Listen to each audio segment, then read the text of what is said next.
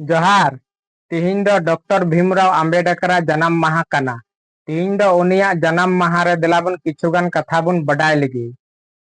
Doctor Bhimrao Ambedkar दो बाबा साहेब हको मेताया और संविधान रन उनी दो जनक हो कनाय से को मेताया।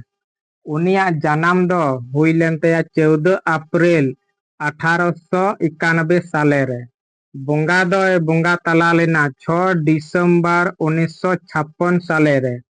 बाबा ᱧᱩᱛᱩᱢ दो रामजी मोलाजी साकपाल। गोगो ᱧᱩᱛᱩᱢ दो ताहे कना भीमा बाई और बहू दो बरिया किन ताहे कान तया माता रामाबाई और डॉक्टर साविता यानी मिटन ब्राह्मण कुड़ी ताहे कना ᱧᱩᱛᱩᱢ दो लहाते ताहे कान तया शारदा कबीर। और जन्म दिसम दो बाबा साहेब दो महू यानी मध्य प्रदेश राज्य में चाहे स्टेट में। जाति दे ताहे कना महार एससी कैटेगरी रेन। पात्रिका दो ताहेलन तया मुक नायक जहां दो भारत दिसम न शोषित पीड़ित अत्याचार हुयुक कान थेना मुक नायक पात्रिका रगी छपा सदोरे कान थेना। उनिया किताब को प्रमुख रूप ते देलाबन नेल लगे ऐसे मा आयमा किताब हिनाता मेनखान मुख्य रूप ते उनिया किताब दो चिक को ताहे कान तया। मुख्य रूप से बाबा साहब किताब दो तहे कान तया 1 नंबर दो हुयुक कना जाति का विनाश। 2 नंबर दो हुयुक कना शूद्र कौन थे। 3 नंबर दो हुयुक कना अछूत और कैसे बने। 4 नंबर दो हुयुक कना बुद्ध और उनका धम। 5 नंबर दो हुयुक कना रुपये की समस्या। 6 नंबर दो हुयुक कना भारत का विभाजन या पाकिस्तान। 7 नंबर दो हुयुक कना राज्य और अल्पसंख्यक। नवा को बाबा साहेब दा प्रमुख किताब ऑल लेदा से नित हम बिना गया नवा को किताब पढ़ाव दरकार कना नित कते समय रे।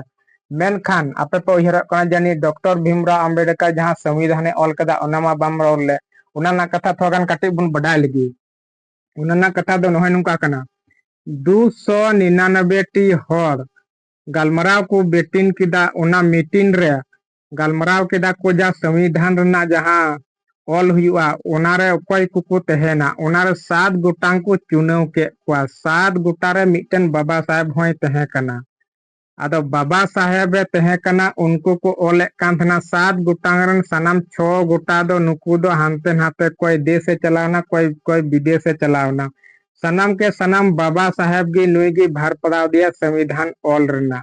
आदो ओना इते कमिटी रन अध्यक्ष हो बाबा साहेब दो तहेलना यानी समिति रन सदस्य हो तहे कना संविधान बनाव रे। आदो नुआ रे बाबा साहेब दो अड्डी माराम भूमिका तहेलन तया नुआ रे। और नुआ मा कोई लेना मतलब गी बांग कना मेनते डॉक्टर भीमराव आम्बेडकर संविधान जहां ऑल कदा।